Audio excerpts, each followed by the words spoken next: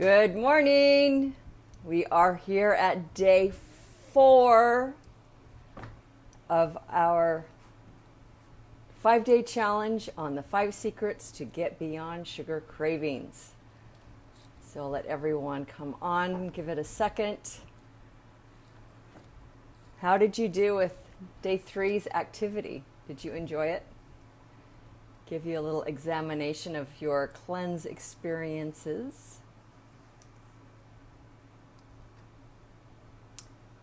So give it just a few more seconds before I dive in.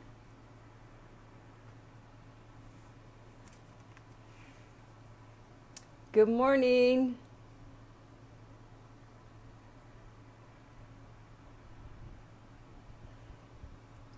All right, so we'll just get started, and the others who come on, good morning. Thanks for tuning in. Hello, everyone. Hello, Madison. Oh, good.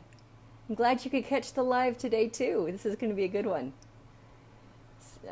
And Kayla, good morning.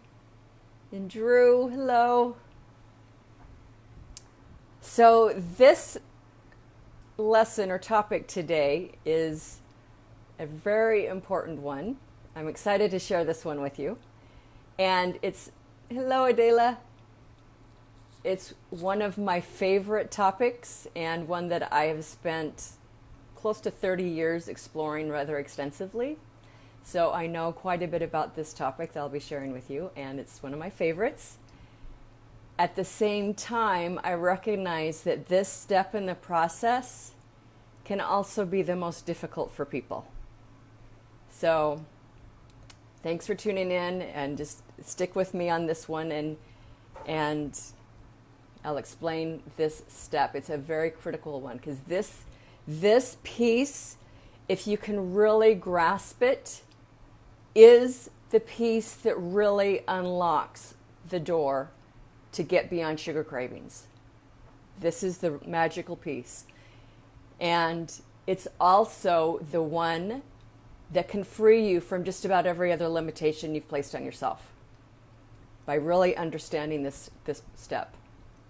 And that is bringing the merry-go-round of sugar addiction to a stop. And how do you do that? You delve into your emotional work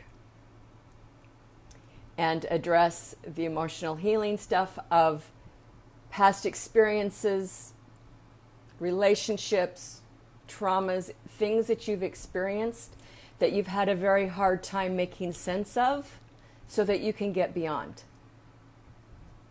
And as I said, from my experience, I've been dealing in this realm, or working with this realm, for close to 30 years. I know it very well. And I know how hard it can be. And yet I also understand the great, great gifts and transformation that is waiting for you on the other side. I get really emotional about this piece because it's so profound and so powerful. So, when we're dealing with, well, let's just kind of recap a little bit where we've come this far this week. We first talked about really understanding and kind of re-looking at your attitudes about your body and how to care for it, and following natural principles of health. And then the last 2 days, we talked about some physical care, the cleansing yesterday, the detoxification to get the bad critters out.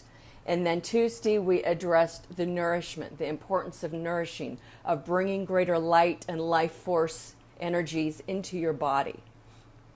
That by doing that, we create an oxygenated aerobic environment that the right critters can thrive in, as opposed to an anaerobic, oxygen deficient environment.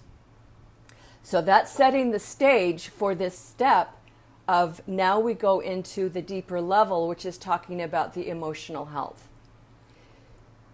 When you're doing cleansing work, it's common for people to feel kind of cranky and grouchy and irritated and, just icky during a cleansing, certain days of the cleansing process. Not only are you doing a physical detox during that time, you're also emotionally detoxing and cleansing. And a lot of people shy away from emotional work because, number one, they don't know how to do it. We've never been taught, by and large, in our society. If anything, we've been taught to run away from our feelings and cover them up in some way, whether that's with sugar, other types of food addiction, alcohol, drugs, sex, shopping, drama of any kind. There's so many distractions in our society that keep us from being willing and able to really delve into our emotional work. And yet that is so important.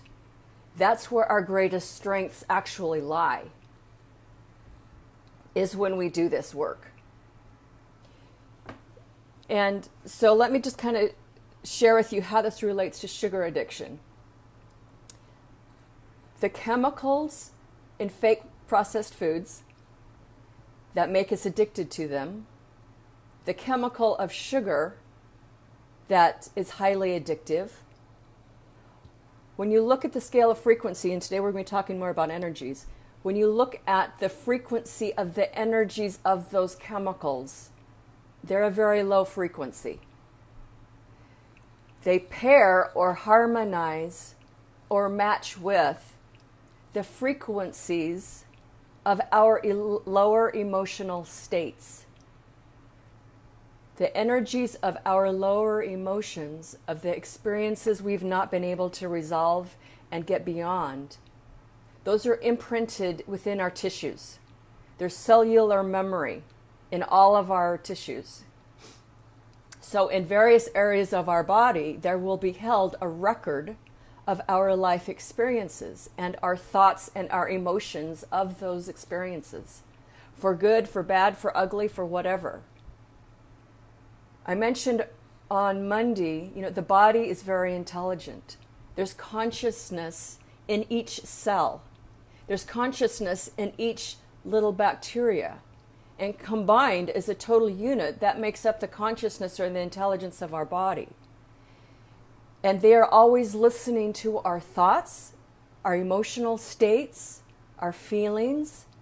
The energies of those things are the signals of the environment that the critters in our cells are constantly reading to know how to function.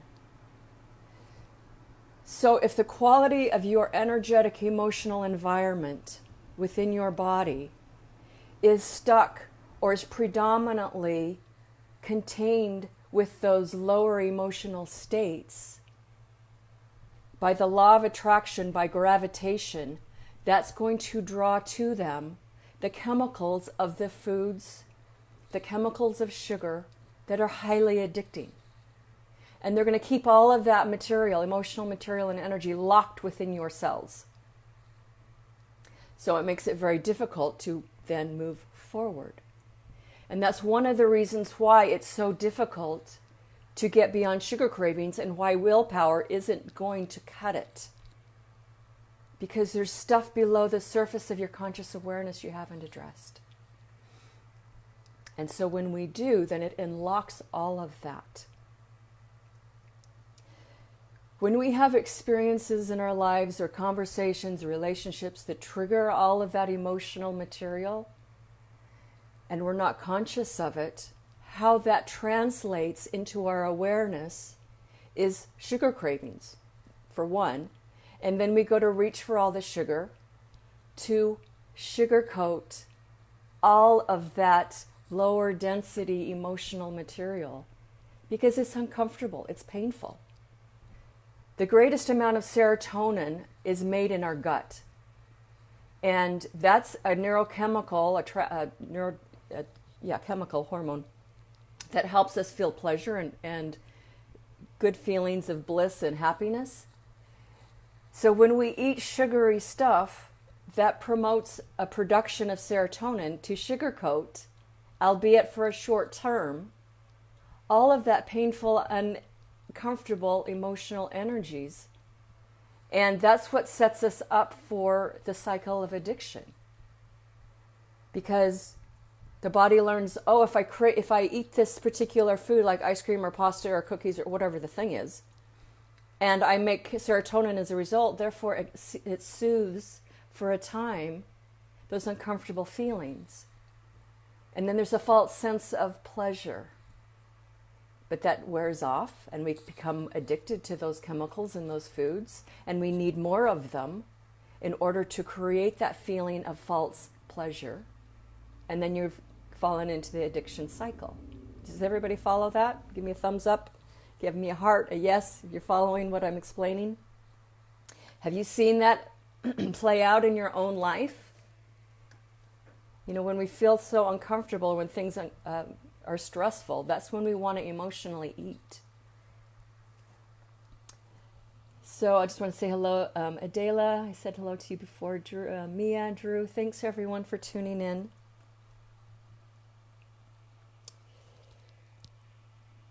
So let me see.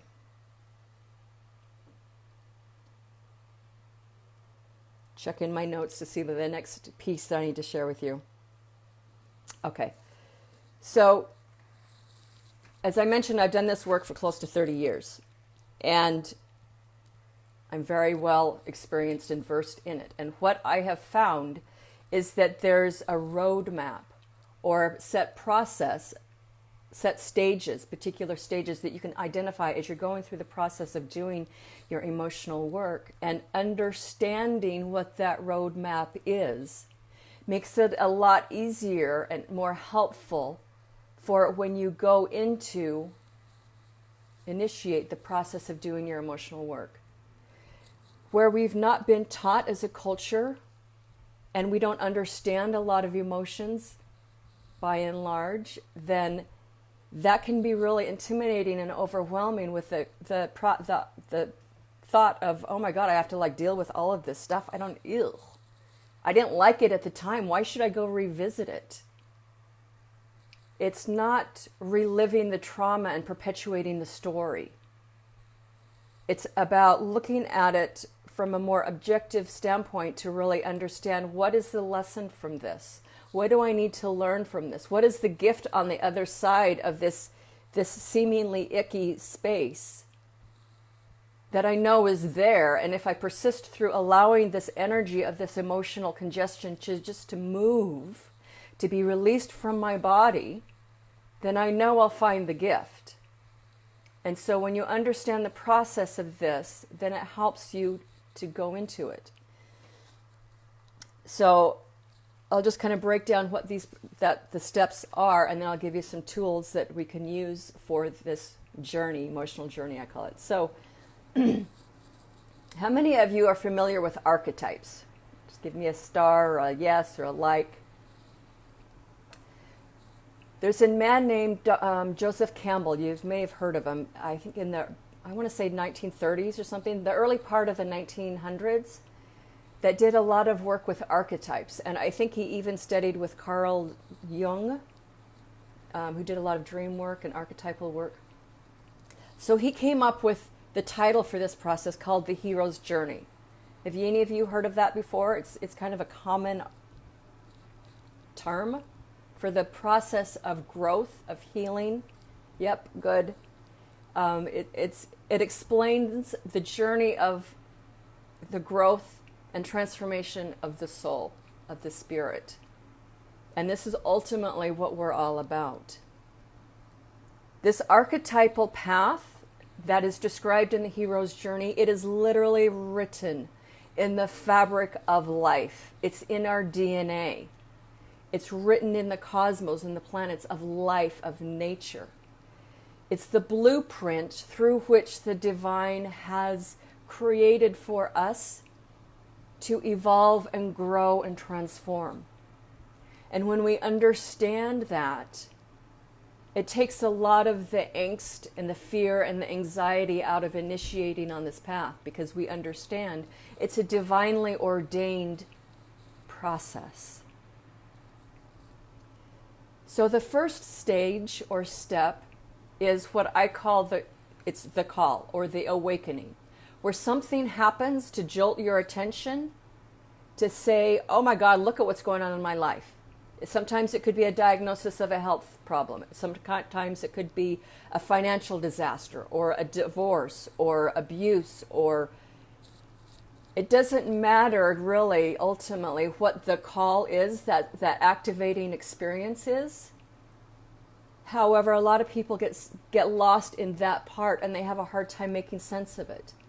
But ultimately, it's just an experience that's customized to your soul's growth to get your attention so you can become conscious of what you're doing in the moment, and gives you an opportunity to say, oh, something needs to change here. This isn't working. This is too much pain.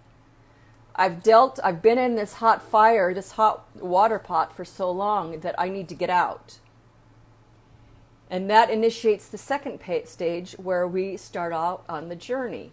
And oftentimes this is considered to be like the fool, because we don't know what we don't know. And we often enter this part in a state of naivete and innocence. And then we go along, and then we hit the stumbling blocks, the rocks in the road. Our issues get triggered. Things get difficult, and we want to quit.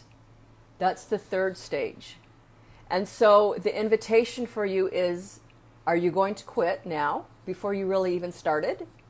A lot of people do, especially if they don't understand the process. Or are you going to stick it through to get the gifts of transformation and insight on the other side? So that's the first test, if you want to call it. And oftentimes in this period of time, villains or characters, people in our life playing that role for us, will stir up our stuff, trigger us even further, make us more angry, hurt, traumatized, whatever the litany of emotional responses are. But they're there to help stir the pot so that we can really understand what needs to be healed. So we can really understand what we are doing to create so much pain for ourselves and others. Okay? That leads us then into the dark night of the soul. And this is often the most difficult. This is the difficult spot, where we hit rock bottom ultimately, and we don't know anything, where any other place to turn. We're at our wits' end, the end of the rope, and it's like all is lost. I don't know what else to do. At this stage is when the invitation is, are you ready and willing and serious about letting go of the ego, of your personality, of who you thought you were, based upon others' agendas for you, others' beliefs and opinions from society, from education, from religion, that you have absorbed all your life, and now that's who you think you are? Are you ready to let that identity go? Because with that identity is all the sugar addictions, the pain, the trauma, all of the ick. And if you can dig deeper into yourself, then you find your real self is beneath all of that. The true essence of who you are as a spiritual being. So the invitation is, at this point, to reach to that part of you that is the divine and ask for help. Of truly surrendering the ego and your personality and who you thought you were. When you do that, that opens up the next phase of the journey to where answers come. It could be something completely out of the blue. Somebody comes up or shows up in your life to give you something or to be a guide, like the sage or the teacher archetype that plays that role for you to help guide you out of the darkness and out of the ick. And all you have to do is just hold their hand and say yes and follow their suggestions. And that implies more surrendering and humility to say, I don't know what to do here, but I'm willing to trust you. I'm willing to trust the divine to guide me through this step. And that's really the only way you get out, is by trusting the divine. Ultimately, you come to the next stage, which is the illumination, where something sparks, something happens, the veils fall from your eyes, and all of a sudden you see the belief that you've had that set you up for this pattern of behavior, which leads to things like sugar addiction, sugar cravings, dysfunctional relationships, why you went into them, beliefs about yourself that are ultimately not true. And then you get to look at that and say, oh my God, this is what I've been doing. It's this belief and feeling about myself that created this false personality in the first place. And I can lay that down now because I know the truth of who I am. I can see in this moment my divinity. And I don't have to carry that pain anymore because I know who I am. And I can live from that place now. That's the gift of all of this. And that's ultimately what your sugar cravings can lead you towards if you allow it. If you allow yourself the process of self-discovery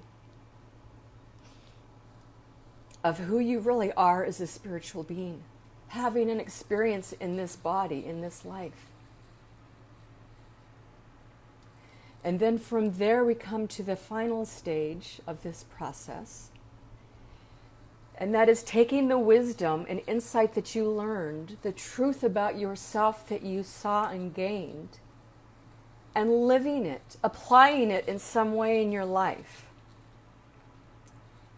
which leads you to a higher level of consciousness, a higher level of vibration and living, to where the old problems, the old pains, the traumas, the bad habits, they don't even exist here in this higher place. Because you've shifted, you've let go of all of that, and now you're acting more from who you really are. And you're living your life from a much more truthful and authentic place. And if you choose, then you can go out and become what's considered to be the wounded healer and guide others through that path of transformation that you have just gone through yourself. And that makes the cycle complete, where you can then become the sage character for other people as they are coming out from their dark nights of their soul. Okay. So that is the cycle of transformation. And understanding those different phases and having someone walk you through them makes all the difference in the world. And tomorrow I'll be sharing with you what my Freedom Club is, which is an environment where we can do this type of work together, go into more depth about it, as well as the things that we talked about Tuesday and yesterday of cleansing and nourishing the body, of really applying this work. Because it's best done in a sacred, confidential, trusting environment, community, with someone who can lead you through a lot of these things that I'm teaching you this week. So I'll explain more about that tomorrow. So some of the tools that we use when we go through this journey. Essential oils are paramount. There's all kinds of different oils that we can use based upon whatever is presenting emotionally, mentally. CBD oil that we have access to now, especially when it's combined with essential oils, is very powerful to help calm the nervous system, calm the body, to put it into a state where it's more receptive and able to release that congested energy of the emotional stuff. Okay? There's the study of acupuncture, Chinese medicine, where all the different acupuncture points, we can apply oils to those points to shift the energy of the body. We can put finger pressure, light finger pressure on those points of the body. Using the chakra system, applying oils on the chakras can support the body in shifting through all of that.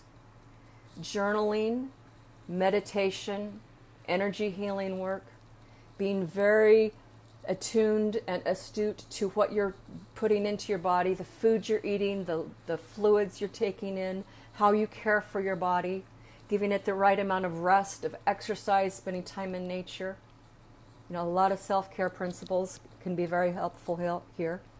Soundboarding, having someone that you can trust, that you can talk things out with, having somebody to coach and guide you through all this process. Those are tools that we use to help get us through all of this. One of the most profound and effective modalities that I've found, that I've done for all these years to get me through all of this, is meditation and energy healing work. I cannot stress how important that work is. It's the most effective way to really shift that emotional energy and stuff within your body to help you through that process, the hero's journey, in a much smoother, easier way to get through it. So if you haven't experienced it, I really encourage you to find someone in your area who's very experienced, very educated about it. And especially, they have walked their talk. They have done the work themselves and walked their talk. If they have not done that work themselves, I would not trust them to facilitate you because they don't know what they don't know. So really be very selective on the energy healers that you interview or you choose to work with. Okay? So, how does all that sound to you? Sound good? Kind of deep, but yet it's so profound. It's the turning point that really shifts all of this for you. So, your activity for today is I want you to look at times in your life where you have gone through the process of the hero's journey. Have you done it? What people showed up to guide you through that process? What were some of the tools that you learned to take care of yourself that helped get you through that cycle? And most importantly, what are the gifts that you gained from going through the hero's journey?